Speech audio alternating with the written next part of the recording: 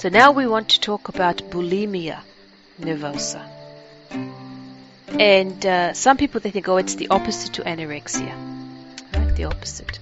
But anybody who has any kind of eating disorder knows that any kind of eating disorder is an eating disorder. Whether you are obese or overweight, or whether you have some addiction to sugars or coffee or alcohol, or whether you are anorexic or bulimic.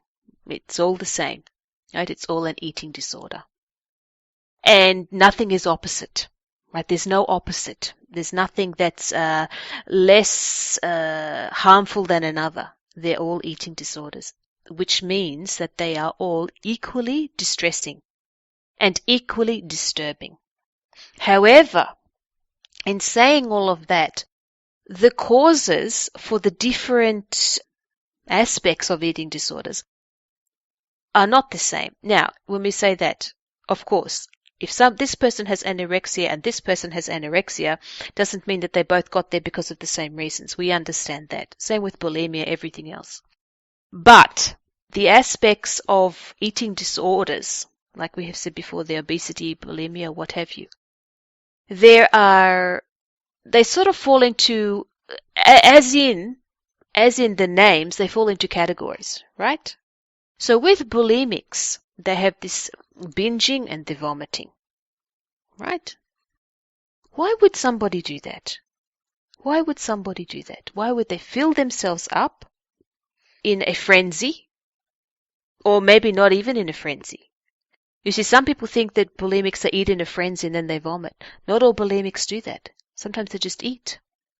Then they feel bad at the end of the day, they vomit. Right? It's not necessarily that they gorge, and then vomit. It's not just like that. But why would they do that? You see, an anorexic starves themselves. But a bulimic doesn't starve themselves. They feed themselves, then they feel bad, and then they vomit. Overweight person, obese person, they just eat. And when they feel bad, they eat some more.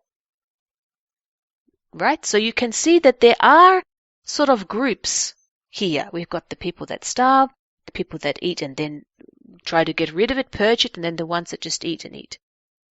But in every single case, really, there is this feeling of badness, right? There's a feeling of shame, or the feeling of fear, or the feeling of ugliness, or the feeling of disappointment, lack of failure.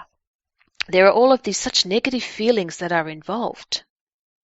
So when a bulimic eats and eats, then they feel bad, they purge. And the purging is like a punishment, right? It's like punishing getting rid of, so that's good, right? Getting rid of it, that's a good thing. But punishing the self to get rid of it, right? So there's like this, to be good, you punish yourself. Or you are punished, that makes you good, okay? And that's how we see the sort of the characterization, if you like, of bulimia. To be good, you need to be punished. That makes you good. It helps you to be good. So that means then that there's nothing wrong with what they're doing. And we say that people will be shocked. There's nothing wrong with what they're doing. But what we're saying about that is that there is a belief, first of all, that by eating and vomiting, that's wrong.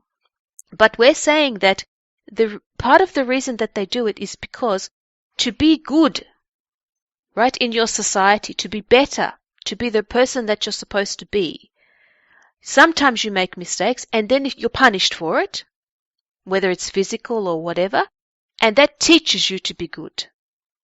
There's nothing wrong with that, right? There's nothing wrong with that. The way that they're going about it, perhaps you could say, oh, that's wrong. But what we want to get across to anybody who has bulimia nervosa is what you're doing is not necessarily wrong. Because what happens is they eat, they feel bad, they purge, and then they feel that they are a failure. Right? Eventually. They start to feel bad about themselves. And we're saying to you, what you're doing is not wrong. It's just that you need to perhaps find another way to teach yourself to be in inverted commas, good in your society, right? And the important thing, the most important thing is to focus on what is good. What is good? What do you think is good in your society? What are you told is good in your society? If you are told something is good in your society and then you think that that is good, but you are having this reaction to being good, then doesn't that not say to you that you have some dissonance when it comes to this idea of good in your society? We're not saying you don't belong in your society. We're saying maybe you are a change agent for the good in your society.